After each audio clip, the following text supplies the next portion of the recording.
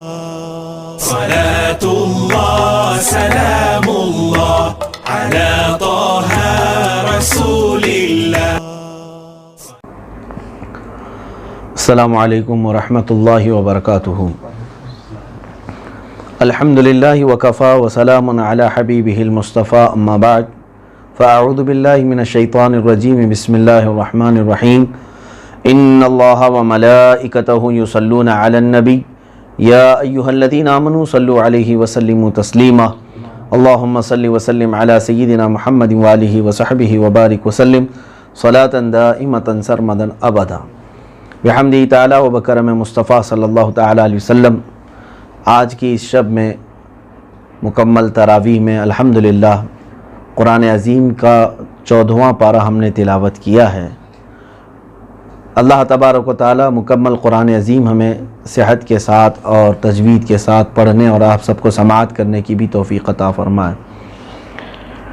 آج ہم نے سورہ جو تلاوتیں کی ہیں سورہ حجر ہے اور سورہ نحل ہے. حجر کہتے ہیں پتھر کو، پتھر والوں کا ذکر آیا ہے. پتھر والے کون ہیں؟ یہ اللہ تعالیٰ نے قرآن پاک میں فرمایا وَلَقَدْ كَذَّبَ أَصْحَابُ الْحِجْرِ الْمُرْسَلِينَ. اور اصحاب الحجر جو ہیں پتھر والے لوگ، انہوں نے انبیاء کی توہین کی، انبیاء کی نافرمانی کی، انہیں جھٹلایا. یہ اصحاب الحجر جو ہیں یہ قوم صالح، یعنی ان کو قوم سمود بھی کہتے ہیں. حضرت صالح علیہ السلام کی جو قوم تھی وہ اس قدر ماہر تھے پتھروں سے گھر بنانے میں. بہت بڑی بڑی چٹانوں کو یہ تراشتے تھے. ان کی عمریں بھی لمبی ہوتی تھیں اور بہت زیادہ یہ قوی بھی ہوتے تھے، طاقتور ہوتے تھے، ہائٹڈ ہوتے تھے. ان کے بنائے ہوئے نشانات آج تک موجود ہیں.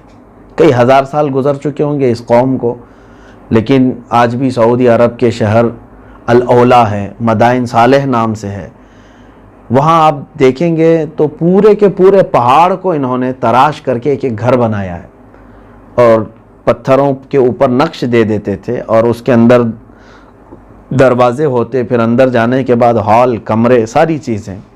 یعنی ایک پہاڑ کو تراش کر کے مکمل اپنی رہائش گاہ بنانا یہ معمولی بات نہیں. اس وقت جب کہ ٹیکنالوجی کا دور ہی نہیں تھا.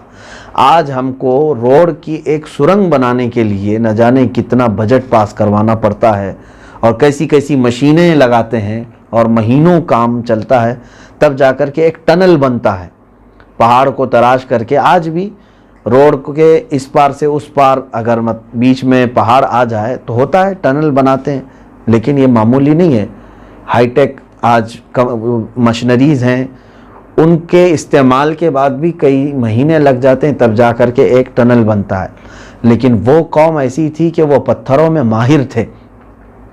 کون سے پہاڑ کو کس طرح سے کھودا جائے، کہیں ایسا نہ ہو کہ اوپر سے بیٹھ جائے، ان تمام معاملات میں وہ بہت ہی ایکسپرٹ تھے، ماہر لوگ تھے.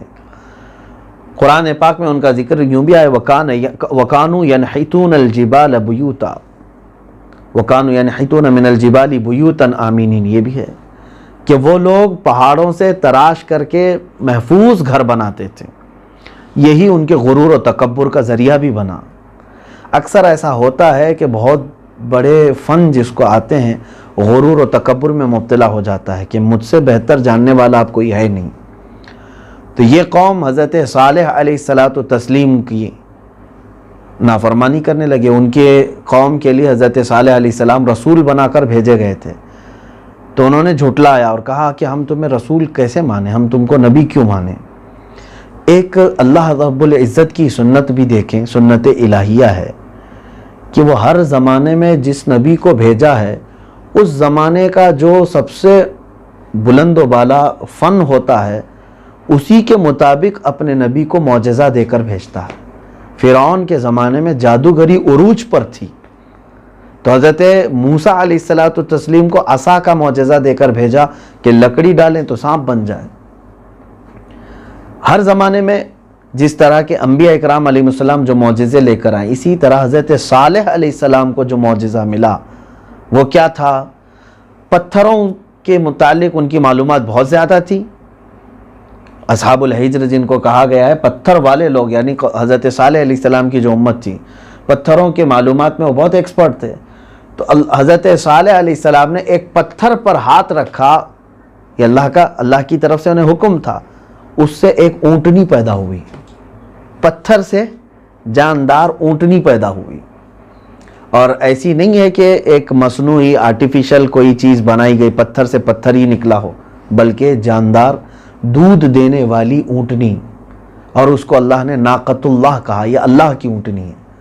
حضرت صالح علیہ السلام نے یہ معجزہ ان لوگوں کے سامنے دکھایا، اس لیے کہ تم پتھروں کو تراش تراش کر کے گھر تو بنا سکتے ہو، لیکن ایک بے جان پتھر سے تم جاندار اللہ رب العزت کی چلتی پھرتی ایک مخلوق کو بنانا، یہ تمہارے بس میں نہیں ہے۔ حضرت صالح علیہ السلام کا یہ معجزہ تھا، اب انہیں ایمان لانا تھا، کیونکہ یہ ان کے فن سے ریلیٹڈ چیز تھی، پتھروں کے کام میں وہ مشہور تھے۔ اب پتھر سے آج تک انہوں نے کبھی کسی جاندار کو پیدا ہوتے ہوئے نہیں دیکھا تھا۔ اب حضرت صالح علیہ السلام نے ان سے کہا کہ تم ایمان لاؤ اللہ پر اور اس کے رسول صالح علیہ السلام پر، اللہ تبارک و تعالیٰ کی فرما برداری کرو۔ ان کی شریعت کے جو احکام تھے وہ ان پر بتائے گئے، لیکن انہوں نے انکار کیا۔ اب ان کے لیے حکم ایک یہ بھی تھا حضرت صالح علیہ السلام کی قوم کے لیے کہ تم اللہ کی اس اونٹنی کی نافرمانی نہ کرنا۔ اب اس اونٹنی کا حال یہ تھا کہ وہ بھاری بھرکم اونٹنی اگر وہ کنویں میں پانی پینے کے لیے جائے تو ایک ساتھ پورا پانی پی جاتی، پورا پانی وہ پی جاتی، پورا کنواں ختم ہو جائے۔ اب جس جگہ پر یہ قوم صالح رہتی تھی ان کے لیے حکم یہ تھا کہ ایک دن تم پورے لوگ کنویں سے پانی لینا اور ایک دن پورا اونٹنی کے لیے چھوڑ دینا۔ اور قرآن پاک میں ان کے لیے آیا وَلَا تَمَسُّوهَا بِسُوءٍ، اللہ نے فرمایا اس اونٹنی کو بری نیت سے ہرگز مت پکڑنا، فَيَأْخُذَكُمْ عَذَابٌ قَرِيبٌ، ان قریب پھر یا تو عذاب آ جائے گا، اگر تم نے اونٹنی کی کچھ بھی بے حرمتی کی تو اللہ کا عذاب آ جائے گا۔ لیکن ان ظالموں نے کیا کہا، آپس میں میٹنگیں کی، کہا کہ اس اونٹنی کا برا ہو، اس اونٹنی نے تو ہمارا پانی پورا ختم کر دیا ہے، یہ جہاں چرتی ہے پورا کا پورا کھا جاتی ہے، جبکہ وہ نشانی تھی اللہ کی۔ کہاں سے پیدا ہوئی ہے؟ پتھر سے پیدا ہوئی ہے، پتھر سے پیدا ہوئی اونٹنی۔ انہوں نے کیا کیا؟ فَعَقَرُوهَا، اللہ نے قرآن میں بیان فرمایا کہ ان لوگوں نے اس اونٹنی کو ذبح کر دیا، قتل کر دیا، انہوں نے قتل کر دیا اونٹنی کو۔ اب کیا تھا؟ اللہ رب العزت کا جلال طاری ہوا ان پر۔ اللہ تبارک و تعالیٰ نے ان کو منع فرمایا تھا، اس کے باوجود انہوں نے اونٹنی کے ساتھ بے حرمتی کا سلوک کیا اور اس کو قتل کر دیا۔ صالح علیہ السلام نے فرمایا اب تم اللہ کے عذاب کا انتظار کرو۔ ان ظالموں نے کہا کہ اللہ کا عذاب؟ کس عذاب کی بات کرتے ہو تم؟ اگر تم کہتے ہو کہ نوح علیہ السلام کی قوم پر جیسا عذاب آیا تھا، کیا آیا تھا؟ طوفان آیا تھا، تو ہم تو بلند و بالا پہاڑوں پر ہیں، ہم ایسے پہاڑوں کو تراش کر کے اندر ہیں کہ یہاں تک طوفان پہنچ نہیں سکے گا اگر آ بھی گیا تو، کیونکہ ان کے ذہن میں وہی عذابات تھے۔ اور اگر تم یہ سمجھتے ہو کہ پتھروں کی بارش ہوگی جیسے قوم لوط پر آیا ہے، تو ہم تو پتھروں کے اندر موجود ہیں، کوئی پتھر گر کر بھی ہمارا کچھ نہ کر سکے گا۔ اور اگر ہواؤں کی بات کرتے ہو تو ہوائیں پہاڑوں کو ٹکرا کر کے دور چلی جائیں گی، کس عذاب کی بات کرتے ہو؟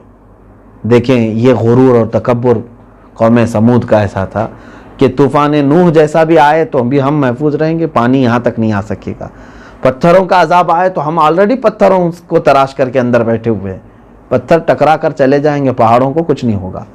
اور ہوائیں اگر چلاتے ہیں، بہت تیز ہوائیں، تو پہاڑوں کا ہوا کچھ نہیں کر سکے گی، کیونکہ یہ نظام ہے، پہاڑ اپنی جگہ سے نہیں ہٹیں گے، کیسے بھی طوفانی ہوائیں آئیں۔ حضرت صالح علیہ السلام نے ان سے کہا کہ اللہ تبارک و تعالیٰ کی حکمتیں جو ہے وہ تم نہیں جانتے۔ ایک فرشتے کو اللہ تعالیٰ نے اتارا، کوئی عذاب اس طرح کا نہیں آیا، سب اپنے اپنے اندر گھروں میں موجود تھے، وہی پہاڑوں سے تراشے ہوئے محلات سمجھ لیں ان کو، آج بھی موجود ہیں، آج بھی زمین پر ہیں، تو اندازہ کریں اس زمانے میں کتنے مضبوط رہے ہوں گے، کتنے مضبوط۔ آج تک جب وہ پہاڑوں کو تراشے ہوئے گھر موجود ہیں تو اس وقت کتنے مضبوط رہے ہوں گے۔ ایک فرشتہ نازل ہوا اور حکم الہی یہ ہوا کہ تم ایک چنگھاڑ نکالو، چیخ۔ فرشتے نے ایک آواز نکالی، اتنی تیز آواز تھی، اتنی تیز آواز کہ وہ جتنے گھر اپنے پہاڑوں کے اندر موجود تھے ان کے کان پھٹ گئے اور بھیجے نکلنے لگ گئے کانوں سے، اور وہیں کے بے ہوش ہو کر کے گرے۔ اس کے بعد پھر ان پر موت طاری ہو گئی۔ صرف ایک آواز کے ذریعے سے ان سب پوری قوم کو ہلاک کر دیا گیا، قوم سمود کو۔ یہ غرور و تکبر میں جو تھے کہ ہم تک کوئی چیز نہیں پہنچ سکے گی، ان کو ان کے گھروں کے اندر ختم کر دیا گیا، مار دیا گیا۔ یہ اصحاب الحجر تھے، صنعت و حرفت کے بادشاہ کہلائے جاتے تھے۔ سوچیں تو آپ، اتنے ہزاروں سال بعد آج سائنس اتنی ترقی کرنے کے بعد ہم وہ کام نہیں کر سکے۔ آج کہاں ہے کوئی پہاڑ کو تراش کر کے کوئی گھر بنا رہا ہے، لیکن اس زمانے میں وہ اپنے ہاتھوں سے تراشتے تھے پورے پہاڑ کو، تو یقیناً وہ اس زمانے کی ناقابل تسخیر قوت اپنے آپ کو سمجھتے تھے کہ ہم سپر پاور ہیں، ہمیں کوئی کچھ نہیں کر سکے گا۔ تو ہمیشہ سپر پاور کا دعویٰ کرنے والا یہ یاد رکھے، اللہ تبارک و تعالیٰ کا جب عذاب آئے تو تم چاہے جتنے بھی مضبوط محلات میں بیٹھو، وہ اپنا عذاب تم تک داخل کر کے رہے گا۔ اینما تکونوا یدرککم الموت ولو کنتم فی بروج مشیدہ۔ اللہ تعالیٰ فرماتا ہے تم چاہے جتنے بھی مضبوط محل میں ہو، اگر موت آنی ہے تو وہاں آ کر پکڑ لے گی۔ تو یہ اصحاب الحجر ہیں، ان کو اصحاب الحجر کہا گیا ہے۔ سورہ حجر میں یہ باتوں کا تذکرہ ہے۔ دوسرے سورہ ہم نے جو تلاوت کی سورہ نحل ہے۔ نحل کہتے ہیں شہد کو، شہد کی مکھی جو ہے اس کو نحل کہتے ہیں۔ اب ظاہر سی بات ہے پورے نحل سے ایک سورہ آئی ہے قرآن پاک میں۔ اب یہاں پر اللہ تبارک و تعالیٰ نے اپنے عجائبات، قدرت کے مشاہدات کو واضح طور پر بیان فرمایا۔ پوری سورہ اگر آپ پڑھ جائیں، اللہ تعالیٰ نے ان کمالات کا تذکرہ فرمایا، اور بار بار یہ فرمایا ان فی ذلک لآیۃ لقوم یتفکرون، ان فی ذلک لآیۃ لقوم یعقلون، ان فی ذلک لآیات لقوم یذکرون۔ اللہ فرماتا بے شک ان سب میں عقل والوں کے لیے اللہ کی نشانیاں ہیں، غور و فکر کرنے والوں کے لیے اللہ کی نشانیاں ہیں، نصیحت حاصل کرنے والوں کے لیے اللہ کی نشانیاں ہیں، جو سن سکتے ہیں ان کے لیے بھی اللہ کی نشانیاں ہیں۔ کیا کیا اللہ کی نشانیاں ہیں؟ هو الذی جعل، اللہ تعالیٰ فرماتا ہے وسخر لکم اللیل والنہار والشمس والقمر والنجوم مسخرات بامرہ۔ اللہ تعالیٰ نے رات اور دن کو تمہارے لیے مسخر کر دیا ہے، سورج اور چاند کو اور ستاروں کو تمہارے لیے مسخر کر دیا ہے۔ یہ سب تمہارے فائدے کے لیے چل رہے ہیں، دن کا ہونا، رات کا ہونا، چاند کا آنا، سورج کا آنا، ستاروں کا چمکنا، ان سب میں اللہ کی نشانیاں ہیں۔ تم غور و فکر کرو گے تو بہت کچھ ملے گا۔ ينبت لكم به الزرع والزيتون والنخيل والاعناب، اللہ تعالیٰ فرماتا ہے تمہارے لیے اللہ تبارک و تعالیٰ نے زمین سے پودے نکالے، اس سے ہریالیاں نکالی، اور پھر اس سے میوے نکالے۔ اللہ تعالیٰ نے کھجوریں، تمہارے لیے پھل، طرح طرح کے پھلوں کا ذکر بھی قرآن میں آیا ہے۔ وہیں چلتے ہوئے میں ایک ہی آیت عرض کروں گا، بہت سارے عجائبات کا ذکر ہے۔ اللہ تعالیٰ فرماتا ہے کہ شہد کی مکھی کو دیکھو، شہد کی مکھی، دو چیزیں ایک آیت میں ہیں، ایک تو دودھ کا پیدا ہونا اور ایک ہے شہد کا پیدا ہونا، اور دونوں بہترین غذا ہیں دنیا کی۔ یہ میرے آقا صلی اللہ تعالیٰ علیہ وسلم کی احادیث سے ثابت ہے، دنیا کی سب سے بہترین غذاؤں میں دودھ ہے اور شہد ہے، اور حضور اکرم صلی اللہ علیہ وسلم کو یہ دونوں چیزیں پسند بھی تھیں۔ میرے آقا صلی اللہ علیہ وسلم کے معمولات میں سے تھا ان کا استعمال۔ دودھ کا طریقہ کار کہ آتا کیسے ہے دودھ، اور شہد نکلتا کیسے ہے، دونوں کا تذکرہ ایک آیت میں اللہ تعالیٰ نے فرمایا۔ اللہ فرماتا من بین فرث و دم لبنا خالصا سائغا للشاربین، گائے کے اندر یا بھینس کے اندر یا جس کو بکری سمجھ لیں، جو دودھ نکلتا ہے اس کی جو غلاظت ہے، گوبر ہے، وہ جو اپنا کھانا ہضم کرتی ہے اس کے بعد اس کا فضلہ نکلتا ہے، اس کے گوبر کے درمیان فرث کہتے ہیں گوبر کو، وہ دمن اور خون ہے، ایک طرف خون ہے اور ایک طرف اس کا گوبر ہے، اور قرآن پاک میں اس کا ذکر ہے من بین فرث و دمن، خون اور گوبر کے درمیان میں سے لبنن خالصن، اللہ بالکل پیور دودھ نکالتا ہے، سائغا للشاربین، پینے والوں کے لیے جو ان کو سیراب کر دے اور شفا دے دے۔ کبھی آپ نے سوچا آپ پریکٹیکل طور پر اپنے ہاتھ میں لے لیں ایک برتن کے اندر یا ایک کھٹوری کے اندر، اور یہی دو چیزوں کے درمیان سے اس دودھ کو گزار کر کے دکھا دیں آپ، ایک طرف گوبر ہو ایک طرف خون ہو، ان دونوں کے بیچ سے آپ دودھ کو گزار کر کے دکھا دیں، جو ریڈی میڈ دودھ لے کر کے آپ کر کے دیکھیں، یا تو اس کے اندر اس غلاظت کا رنگ آ جائے گا یا خون کا رنگ آ جائے گا، اور دونوں کے مزے بھی آ جائیں گے، اور وہ دودھ نہیں پتہ نہیں کچھ اور ہی بن جائے گا۔ لیکن قدرت خداوندی دیکھیں، اللہ رب العزت ہمیں دودھ کو ان دو ناپاک چیزوں کے بیچوں بیچ سے نکال رہا ہے، لیکن آج تک نہ کبھی دودھ میں خون کی رنگت ہم نے دیکھی، نہ غلاظت کی رنگت دیکھی، نہ خون کا مزہ اس کے اندر ہے، نہ گوبر کی بدبو یا اس کا مزہ اس کے اندر ہے۔ یہ اللہ رب العزت نے فرمایا اس میں عقل والوں کے لیے نشانی ہے، کیوں نہیں دیکھتے؟ سائنس آج ترقی کر چکی ہو اور تحقیقات بہت آگے جا چکے ہوں تو یہ دودھ کہاں سے نکلتا ہے، یہ نظام آپ پڑھ کر کے مجھے بتائیں۔ قرآن نے اس زمانے میں کہا جب سائنس تھا ہی نہیں، سائنس کی تحقیقات جس طرح سے آج لیب کی چیکنگ وغیرہ کے ساتھ ہوتی ہیں، اس کا کوئی وجود ہی نہیں تھا۔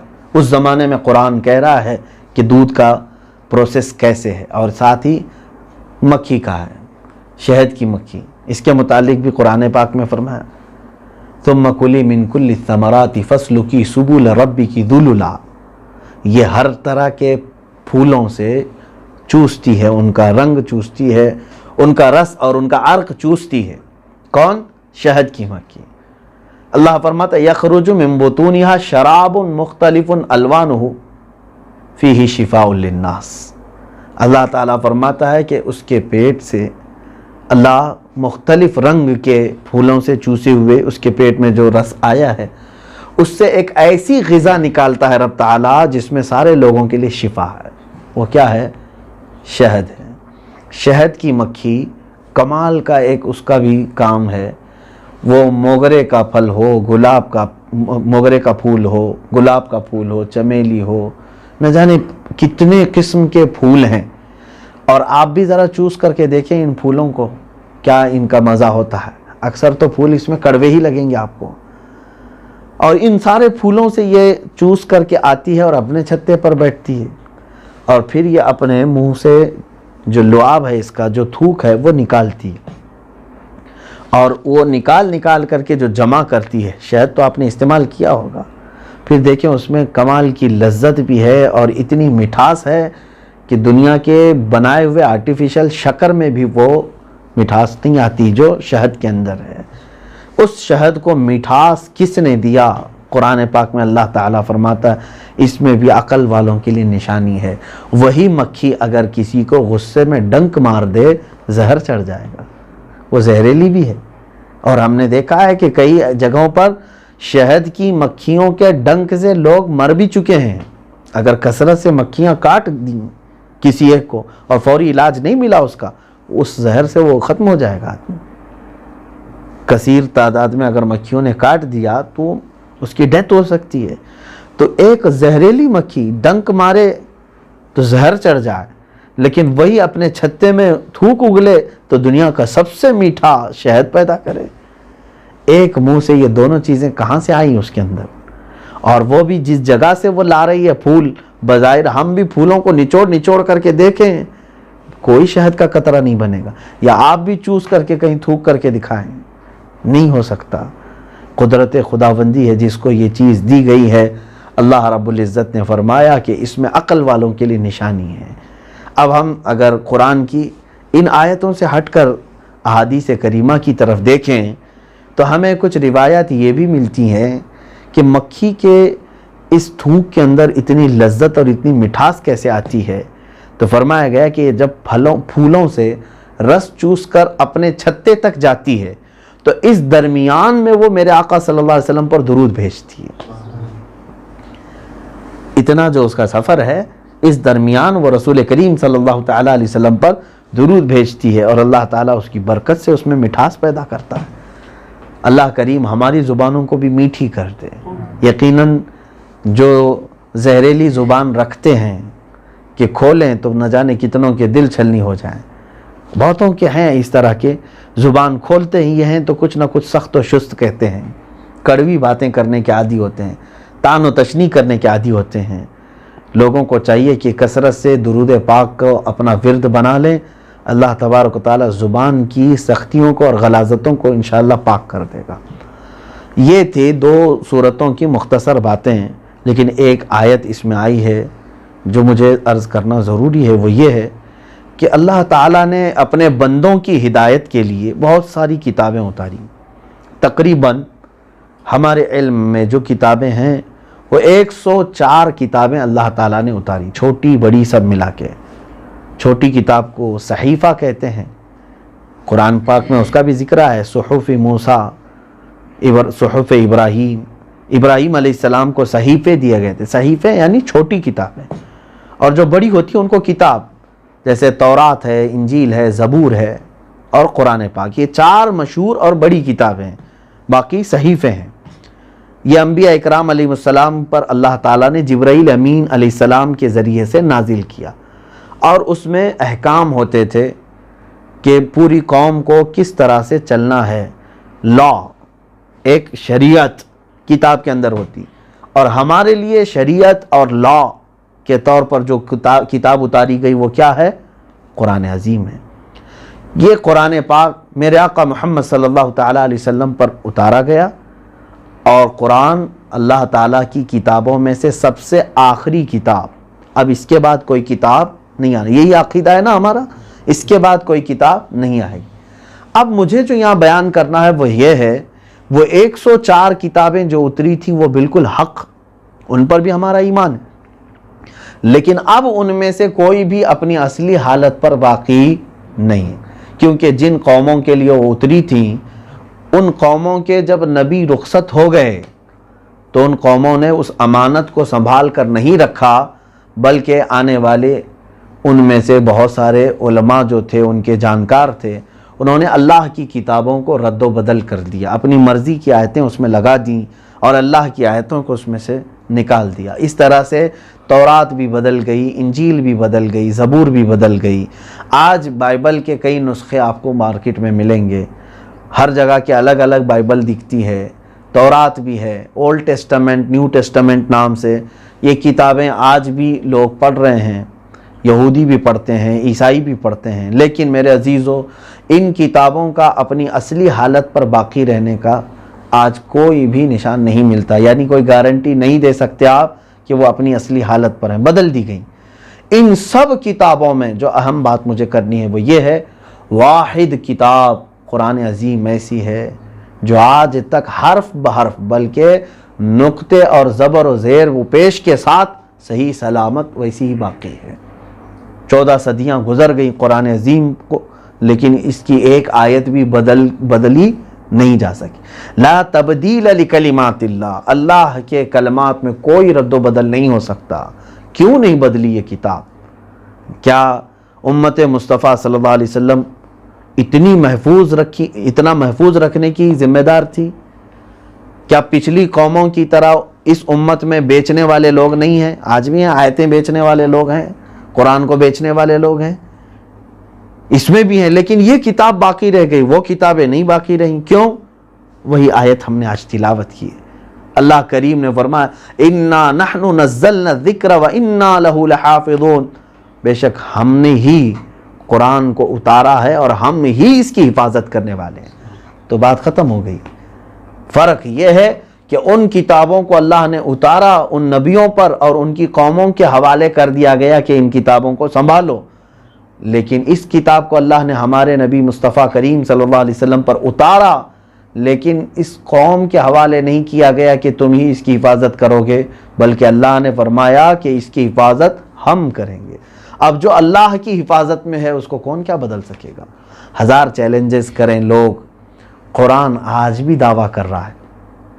عرب کی زمین پر قرآن نے اس وقت ان کو جھنجھوڑا تھا، چیلنج کیا تھا کہ اگر تم کہتے ہو یہ اللہ کی کتاب نہیں ہے، یہ محمد صلی اللہ علیہ وسلم کی اپنی بنائی ہوئی کتاب ہے، تو محمد صلی اللہ علیہ وسلم ایک عربی ہیں، مکہ میں پیدا ہوئے، عرب کے رہنے والے ہیں. عربی ہے نا، اور وہ عربی اگر ایسی کتاب بنا کر کے لائے ہیں تو تم بھی لا کے دکھا دو، تم بھی لاؤ۔ قرآن میں اللہ تعالیٰ نے پہلے کہا اے محبوب آپ فرما دیں ان کو، یہ کہتے ہیں یہ اللہ کی کتاب نہیں ہے، تو تم بھی بناؤ نا، کیوں نہیں بنایا ایسی کتاب؟ اور تمہارے اندر شعر و شاعری اور اس زمانے کا عروج کا جو سب سے بڑا فن تھا وہ شعر و شاعری، فصاحت و بلاغت، لٹریچر، عربک لٹریچر، اس میں وہ فخر کرتے تھے جس کی عربی جتنی اچھی ہے وہ زمانے کا اتنا عزت والا آدمی تھا۔ تو اللہ نے فرمایا کتاب لاؤ، اس کے بعد وہ نہیں لائے تو کہا کہ ٹھیک ہے 10 سورے لے کے آؤ اس کے طرح کے، قل فأتوا بعشر سور مثلہ۔ تم تو اس کو جھوٹا کہہ رہے ہو، معاذ اللہ رب العالمین، یہ کہہ رہے ہو کہ یہ محمد کی اپنی لکھی ہوئی ہے صلی اللہ علیہ وسلم، تو تم کیوں نہیں لے کے آتے؟ 10 سورے لے کے آؤ۔ اس کے بعد اللہ تعالیٰ نے اور چیلنج کو کم کیا اور فرمایا 10 سورے نہیں، ایک ہی سورے بنا کر کے لاؤ، 10 آیتیں بنا کر کے لاؤ، یا ایک سورہ تک وہ بنا نہیں سکے قرآن کی۔ اور میرے عزیزو آج دنیا اتنی اوپن ہے، ہر چیز آپ دیکھ سکتے ہو نا انٹرنیٹ کے ذریعے سے، پوری چیزیں۔ تو آج آپ ہی دیکھ لو نا، اس وقت کی باتیں ہو سکتا ہے آپ یہ کہہ رہے ہوں گے کہ عربوں کی تاریخ آپ سنا رہے ہیں، اس وقت ان لوگوں نے کیا کیا کیا نہیں۔ آج بھی تو میں کہہ رہا ہوں آج تو اوپن ہے، آپ چیک کر کے دیکھ لو، آج تک کوئی قرآن کے مثل دوسری کتاب انٹرنیٹ پر اپلوڈ کیوں نہیں ہوئی؟ ہو سکتا ہے کوئی بھی کچھ بنا کر کے ڈال دے، لیکن قرآن کے معجزات جو ہیں جب میں وہ ذکر کروں گا تو تمہاری کتاب میں بھی وہ چیز ہونی چاہیے۔ قرآن کے معجزات وہ ہیں میرے عزیزو، اس زمانے میں قرآن اترا ہے جب ہر طرف اندھیریاں تھیں، علم نام کی کوئی چیز نہیں تھی، لوگوں کو راستے پر یعنی روڈ بنانے کا تک علم نہیں تھا، لوگ ستارے دیکھ کر کے چل پڑتے تھے، ایسا نہیں تھا۔ اتنے علوم جو آج موجود ہیں، بہت سارے فارمولے ایجاد کیے گئے، تھیوریاں ہیں، پریکٹیکل دیکھے گئے ہیں، لیب ہے، سائنس ہے، آج جو ہوا اس زمانے میں یہ قرآن اترا ہے۔ اور بات کس زمانے کی کر رہا ہے قرآن جانتے ہیں آپ؟ آج کے دور میں جو ایجادات ہو رہی ہیں ان کی بات قرآن 1400 سال پہلے کر رہا ہے، تو کیا یہ کسی انسان کی بنائی ہوئی چیزیں ہو سکتی ہیں؟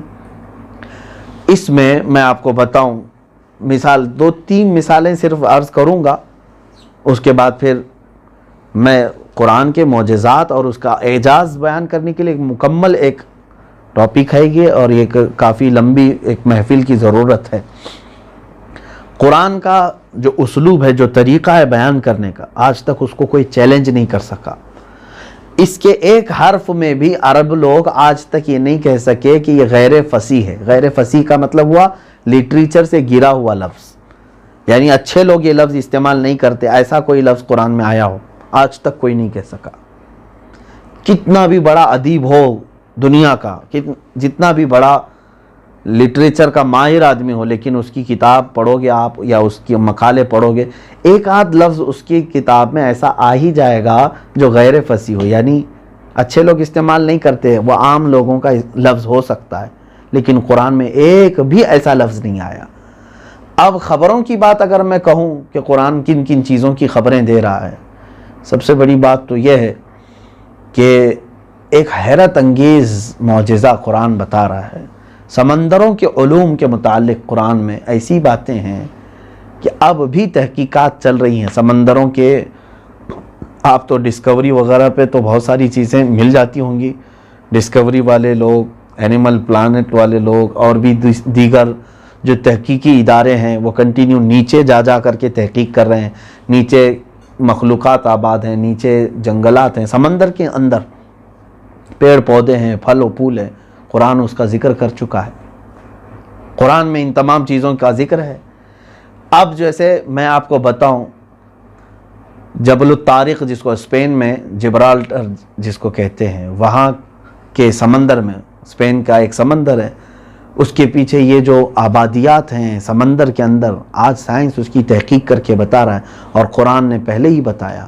اور سمندروں کے بیچ میں موجود دیوار جو کسی کو دکھتی تو نہیں، لیکن دو سمندروں کو ملنے نہیں دیتی، قرآن میں اللہ تعالیٰ نے فرمایا مرج البحرین یلتقیان بینہما برزخ لا یبغیان، دو سمندروں کو اللہ نے ایسے جاری کر دیا کہ وہ مل تو جاتے ہیں لیکن دونوں کے درمیان برزخ ہے. برزخ کہتے ہیں ایک دیوار کو. ادھر کا پانی اس میں نہیں جاتا, ادھر کا پانی اس میں نہیں جاتا. دونوں کے رنگ الگ ہیں, دونوں کے مزے الگ ہیں. دونوں سمندروں کے رنگ بھی الگ ہیں, مزے بھی الگ ہیں, لیکن دونوں ایک دوسرے سے نہیں ملتے. اس کی تحقیق سب سے پہلے غالباً ایک سائنٹسٹ ہے, کوسٹو کچھ نام ہے, جیکوی کوسٹو نام سے ایک سائنٹسٹ ہے, جس نے یہ پہلا پیش کیا, انکشاف کیا کہ ہم نے سمندر میں ایک ایسی چیز دیکھی ہے جو ایک دوسرے کو ملنے نہیں دیتی. جبکہ میرے عزیزو قرآن 14 صدی پہلے اس بات کا تذکرہ کر رہا ہے. اور حیرت کی بات میں آپ کو بتاؤں, اور ایک تحقیق اٹلانٹک اوشین میں یا اسی طرح کے کسی ایک اور جگہ پر ایک سائنٹسٹ نے یہ بھی انکشاف کیا, سمندر میں ایک جگہ ایسی ہے جہاں سورج کی روشنی پڑتی ہی نہیں, سورج کی روشنی آتی نہیں. اتنی تاریکی ہے, اتنا اندھیرا ہے کہ وہاں تم اپنے آپ کو بھی نہیں دیکھ سکتے. اتنا اندھیرا ایک علاقہ آتا ہے, وہ سمندروں کے بیچ میں ہے. اور قرآن پاک میں اللہ رب العزت نے 18ویں پارے میں سورہ نور میں اس کو بیان فرمایا کہ ظلمات بعضها فوق بعض, اندھیریاں ایسی ہیں کہ ایک کے اوپر دوسری اندھیریاں ہیں. اللہ فرماتا ہے اذا اخرج یدہ لم یکد یراہا, اگر تم ہاتھ بھی نکالو گے تو تمہیں ہاتھ نہیں نظر آئے گا. یہ صاف اللہ تعالیٰ نے فرمایا اگر تم ہاتھ نکالو گے ہاتھ نظر نہیں آئے گا. اللہ تبارک و تعالیٰ نے وہاں روشنی نہیں رکھی. اب یہ 18ویں صدی میں اس کا انکشاف ہوا, یعنی اس کو 18ویں صدی میں جا کر کے کسی نے بیان کیا کہ سمندر میں ایک ایسی جگہ ہے جہاں پر کچھ بھی نظر نہیں آتا. اور قرآن کب کہہ رہا ہے؟ کتنے 100 سال پہلے. اب میں آپ کو بتاؤں, یہ دونوں چیزیں, سمندر کے بیچ موجود برزخ, دیوار نہیں ہے وہ, لیکن کون سی چیز ہے؟ پانی کی فطرت تو یہ ہے کہ وہ مل ہی جاتا ہے. ایک آپ حوض میں ملا کر کے دکھا دیں, آدھا لال پانی آدھا پیلا پانی, کیا وہ اپنے آپ باقی رہے گا؟ ادھر کا پانی ادھر, تھوڑا سا ہاتھ ہلے کہ دونوں سب مکس ہو جائے گا.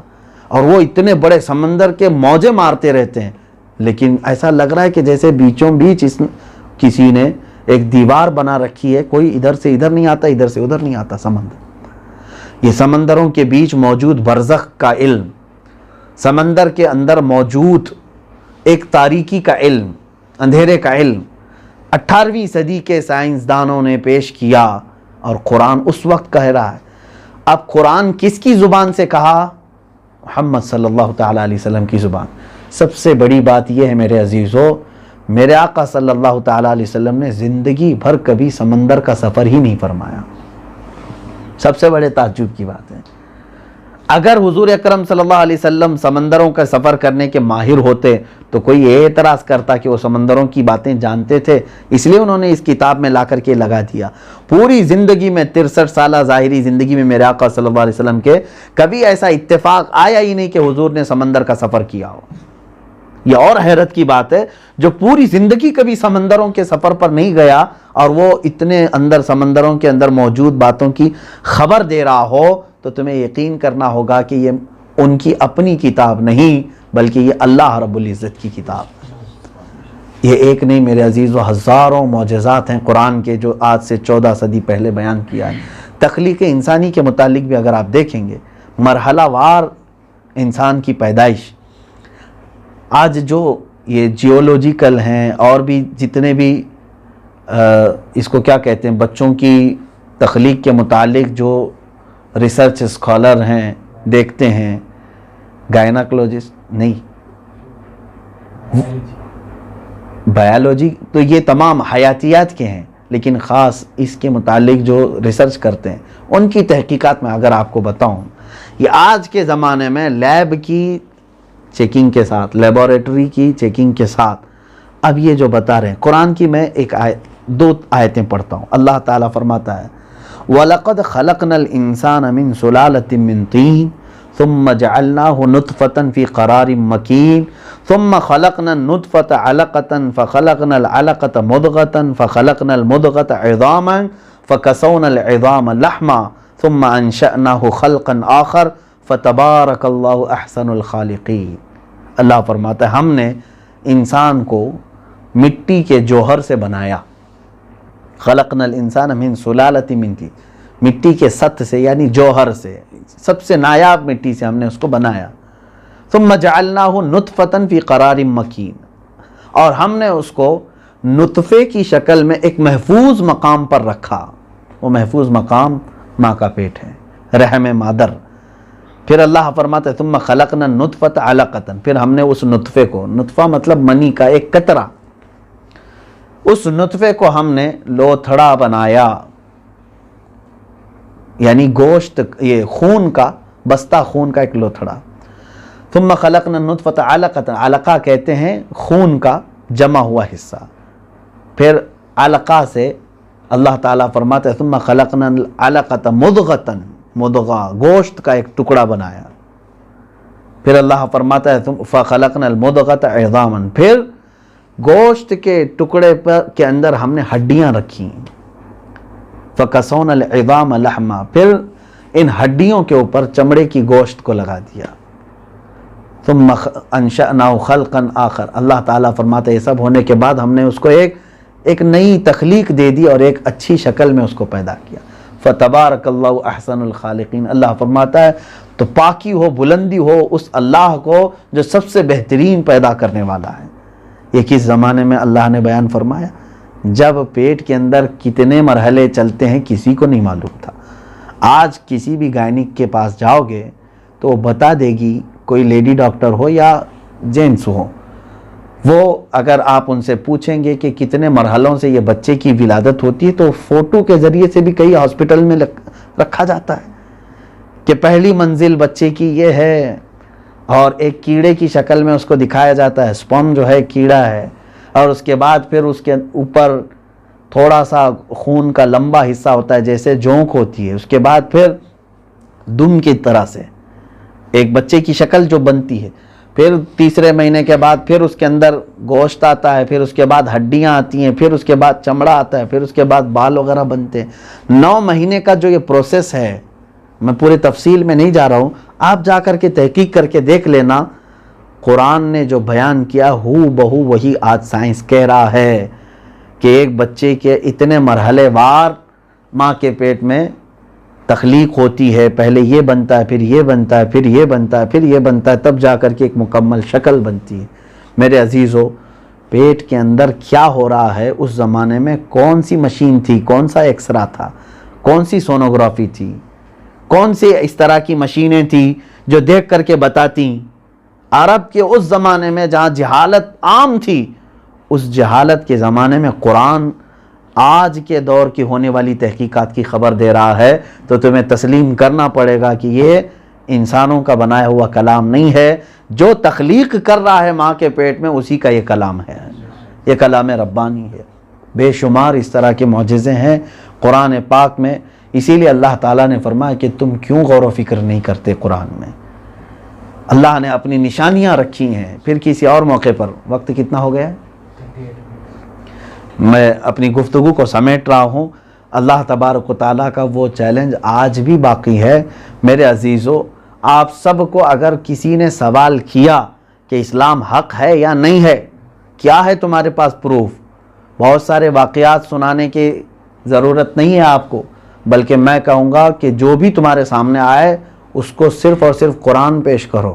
کہو کہ میرے مذہب کے حق ہونے کی سب سے بڑی زندہ مثال قرآن پاک ہے. اگر اس کے مقابل میں کوئی اور دنیا کی کتاب اتنے لمبے عرصے سے باقی ہے تو میں چیلنج کرتا ہوں لا کر کے دکھا دیں. یہ میرا چیلنج ہے پوری دنیا سے آج بھی, کہ لا کر کے قرآن کی جیسی محفوظ کتاب, الحمدللہ اللہ تعالیٰ نے اس کی حفاظت لاکھوں کروڑوں بچوں کے سینوں میں قرآن کو اتار کر کے فرمائی ہے. تم کیا سمجھ رہے ہو کہ قرآن کے اوراق یہی قرآن ہے؟ نہیں, قرآن تو سینوں میں محفوظ ہے, سینوں میں محفوظ ہے. اس کو فنا کرنا کسی کے بس کی بات نہیں, اس کو ختم کرنا کسی کے ہاتھ میں نہیں ہے. اللہ کریم نے اس کو آج تک محفوظ رکھا.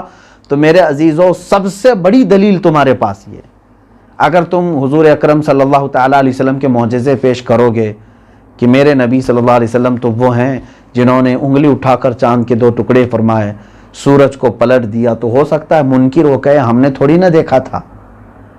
تم تمہارے نبی کی باتیں کر رہے ہو، ہم تھوڑی نہ دیکھے ہوئے ہیں. کوئی بھی چیز تم پیش کرو گے تو ہو سکتا ہے منکر و انکار کرے. تمہارے پاس زندہ اگر کوئی معجزہ ہے تو وہ صرف قرآن پاک ہے.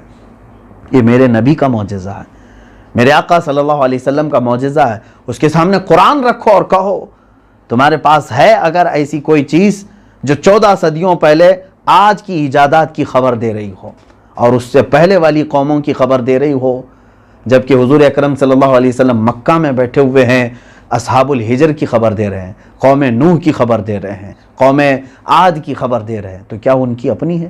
اور سب سے بڑی بات اگر میں آپ کو بتاؤں، اگر کوئی اعتراض کرنے والا ہوتا تو یہ کہتا محمد صلی اللہ تعالیٰ علیہ وسلم کو کسی بہت بڑے آدمی نے اتنی نالج دے دی تھی، ہر جگہ کی گھومے ہوئے ہوں گے، ساری دنیا کی نالج ان کے پاس جنرل نالج رہی ہوگی، اس لیے انہوں نے کتاب جمع کیا. میرے رب تبارک و تعالیٰ نے اسی لیے میرے نبی کو ایسا محفوظ رکھا کہ میرے آقا صلی اللہ علیہ وسلم پوری زندگی بھر کسی استاد کے پاس پڑھے ہی نہیں. اسی لیے آپ کا نام کیا ہے؟ امی ہے، جو کسی سے نہیں پڑھا ہو. اور تعجب نہیں ہوگا آپ کو کہ جو کسی استاد سے نہ پڑھا ہو اور وہ خبریں دے رہا ہو اتنی اعلیٰ قسم کی، تو یہ معجزہ نہیں ہے تو اور کیا ہے؟ میرے عزیزو، قرآن تمہارے پاس موجود ہے. آج ضرورت اس بات کی ہے کہ قرآن جس قوم کے پاس آیا ہے امانت کے طور پر، اسی قوم نے اس کو طاق میں رکھ کر کے فراموش کر دیا. درس قرآن اگر نہ ہم نے بھلایا ہوتا، یہ زمانے نے نہ زمانہ دکھایا ہوتا. وہ معزز تھے زمانے میں، وہ معزز تھے زمانے میں، مسلمان ہو کر ہم خوار ہوئے آج تاریک قرآن ہو کر. اللہ رب العزت کہنے سننے سے زیادہ عمل کی توفیق عطا فرمائے. رب قدیر قرآن پاک کو محفوظ ہمارے گھروں میں بھی رکھے، برکت بھی عطا کرے، شفا بھی عطا فرمائے، اور اس کے ذریعے سے مولا ہم سب کے دلوں کو ہدایت عطا فرمائے. وآخر دعوانا ان الحمدللہ.